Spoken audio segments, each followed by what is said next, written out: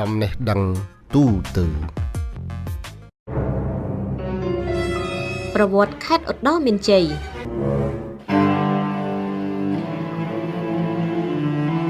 ខេត្តឧត្តរមានជ័យស្ថិតនៅភាគខាងជើងនៃប្រទេសកម្ពុជាក្រុងនៃខេត្តនេះហៅថាក្រុងសំរោងប្រវត្តិដើមមុនឆ្នាំ1964ប្រទេសខ្មែរពុំទាន់មានឈ្មោះខេត្តនេះនៅឡើយទេដោយពិតនោះខេត្តឧត្តរមានជ័យទើបតែបង្កើតនៅឆ្នាំ1964ប៉ុណ្ណោះនៅក្នុងសម័យសង្គមរាស្ត្រនិយមតាមព្រះរាជក្រមលេខ194 បកចុះថ្ងៃទី12ខែកក្កដាឆ្នាំ1964ប៉ុន្តែក្រោយឆ្នាំ1970គ្រាដែលភ្លើងសង្គ្រាមបានឆាបឆេះឡើងរាល់រចនាសម្ព័ន្ធរដ្ឋបាលក៏ត្រូវបានលើកទីតាំងដាក់នៅខេត្តសៀមរាបវិញរហូតមកដល់ឆ្នាំ1995ទើបរដ្ឋាភិបាលជំនាន់នោះដែលមាននាយករដ្ឋមន្ត្រីដល់ទៅ2រូបគឺសម្ដេចក្រមព្រះនរោត្តមរណរដ្ឋនិងសម្ដេចហ៊ុនសែននិងដោយមានព្រះរាជក្រឹត្យលេខរកត0195/07ចុះថ្ងៃទី27ខែមករាឆ្នាំ1995ខេត្តនេះក៏បានរៀបចំកែប្រែរចនាសម្ព័ន្ធគ្រប់គ្រងបង្កើតឡើងសារជាថ្មីផ្ដាច់ចេញពីខេត្តសៀមរាប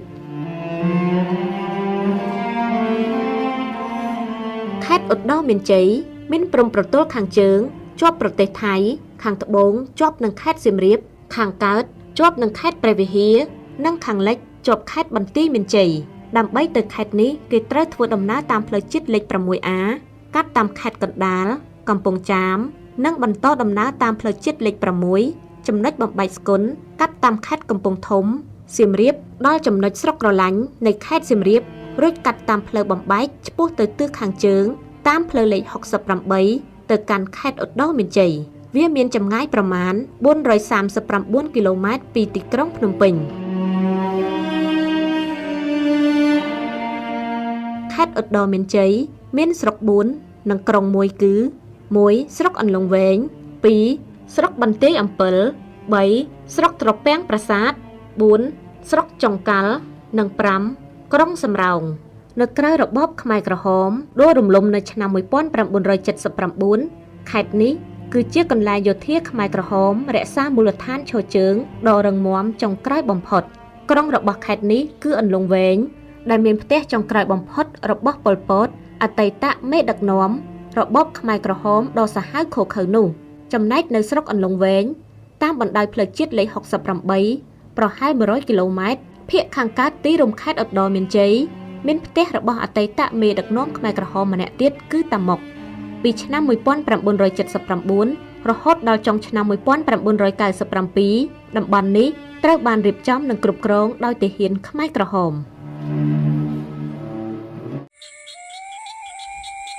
សូមជូនប្រវត្តិប្រាសាទតាមាន់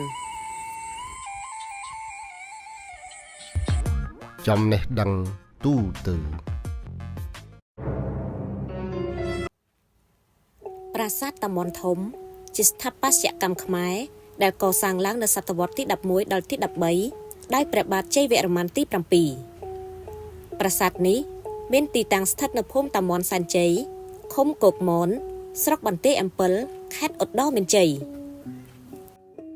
ពីប្រាសាទតាមាន់ធំទៅប្រាសាទតាមាន់តូចមានចម្ងាយ72គីឡូម៉ែត្រតាមផ្លូវជាតិលេខ56ដែលមានចម្ងាយពីទីរួមក្រុងសំរោង48គីឡូម៉ែត្រប្រាសាទតាមាន់ធំមានទំហំ60ម៉ែត្រគុណនឹង60ម៉ែត្រសាងសង់អំពីថ្មភក់ដែលមានប្រាសាទដំរីទ្រោមនៅក្បែរនោះនិងមានចម្ងាយ13គីឡូម៉ែត្រពីប្រាសាទតាក្របីដែលស្ថិតនៅលើជួរភ្នំដងរែកបើតាមឯកសារព្រឹទ្ធាចារ្យដែលរស់នៅនិងថែរក្សាប្រាសាទនេះបានបញ្ជាក់ថាកាលដើមឡើយប្រាសាទតាមាន់ទាំងមូលមានឈ្មោះថាប្រាសាទវេទមន្តលុះក្រោយមកក៏ក្លាយជាប្រាសាទតាមាន់រហូតមកដល់សព្វថ្ងៃនេះប្រាសាទតាមាន់ជាទីតាំងសក្ការៈបូជារបស់ខ្មែរបុរាណដែលស្ថិតនៅតាមផ្លូវបុរាណពីរាជធានីអង្គរទៅផ្នែកខាងជើងនៃអាណាចក្រអង្គរប្រាសាទនេះក៏សាងឡើងដើម្បីឧទ្ទិសដល់ព្រះសិវៈក្នុងព្រហ្មញ្ញសាសនាប្រាសាទនេះក៏សាងឡើងនៅសម័យអាណាចក្រអង្គរដែលមានទីតាំងស្ថិតនៅលើជួរភ្នំដងរែកប្រសិនបើគេចេញពីខ្លងទ្វារប្រាសាទគេអាចធ្វើដំណើរលើផ្លូវបុរាណដែលមកពីរាជធានីអង្គរចំណែកនៅខាងក្រោមមានស្រះទឹកបុរាណមួយប្រាសាទតាមាន់ធំ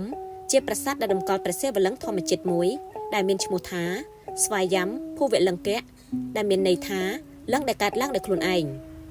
លឹង្គធម្មជាតិដែលមានភាពល្បីល្បាញដូចគ្នាទៅនឹងព្រះសិវលឹង្គនៅប្រាសាទវត្តភូ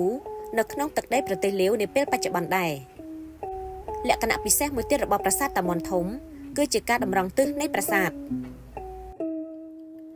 ប្រាសាទបុរាណខ្មែរភាគច្រើនតម្រង់ទិសឆ្ពោះទៅទិសខាងកើតចំ90ដឺក្រេហេតុនេះអនុញ្ញាតឲ្យព្រះអាទិត្យរះដើម្បីបំភ្លឺអាទិទេពនៅទីជម្រកកណ្ដាលពីរដងក្នុងមួយឆ្នាំប្រាសាទខ្មែរ2-3ប៉ុណ្ណោះដែលមានក្លោងទ្វារបែរមុខទៅទិសខាងត្បូងដូចជាប្រាសាទភិមាកនិងប្រាសាទតាមាន់ធំប្រាសាទដែលបែរមុខទៅទិសខាងត្បូងមានការជាប់ទាក់ទងនឹងព្រះយមរាជគឺជាព្រះអាទិទេពនៃការស្លាប់ប្រាសាទភិមាកក៏ដូចជាប្រាសាទតាមាន់ធំបានបែរមុខទៅទិសខាងត្បូងដែលតម្រង់ទៅរករាជធានីអង្គរប្រាសាទតាមាន់ធំបែរមុខទៅទិសខាងត្បូងមាន171.5ដឺក្រេដែលមាន8.5ដឺក្រេទៅទិសខាងត្បូងនិងមាន24ដឺក្រេតម្រង់ទៅកាន់រាជធានីអង្គរលក្ខណៈពិសិដ្ឋនៃទីតាំងដ៏អស្ចារ្យនេះក៏ដោយសារតែវត្តមានរបស់ថ្មធម្មជាតិមួយដែលមានលក្ខណៈសើមជានិច្ចបណ្ដាលមកពីចរន្តទឹកដែលផុសចេញពីបាតភ្នំគឺថ្មធម្មជាតិនេះហើយដែលត្រូវបានគេប្រដូចទៅនឹងព្រះសិវលឹង្គឬលឹង្គព្រះឥសូរដ៏មានមហិទ្ធិឫទ្ធិក្នុងសម័យកាលបុរាណហើយវាក៏ក្លាយទៅជាចំណុចកណ្ដាលឬបេះដូងនៃប្រាសាទតាមាន់ធំដោយហេតុថាមានការសាងសង់ប្រាង្គប្រាសាទហុំព័ទ្ធពីលើព្រមទាំងសំណង់ឧបសម្ព័ន្ធនានានៅជុំវិញក្នុងបរិបទនេះហើយទីតាំងនៃប្រាសាទកាន់តែស័ក្តិសិទ្ធិឡើងទ្វេមួយជាពីរអរគុណនេះគឺជាប្រវត្តិខ្លះៗទាក់ទងទៅនឹងប្រាសាទតាមាន់ដែលនឹងខ្ញុំលើកយកមកអត្ថាធិប្បាយជូនពុកម៉ែបងប្អូនបានស្ដាប់ក៏ដូចជាទស្សនាសូមអរគុណពីនាងខ្ញុំ MC Vicky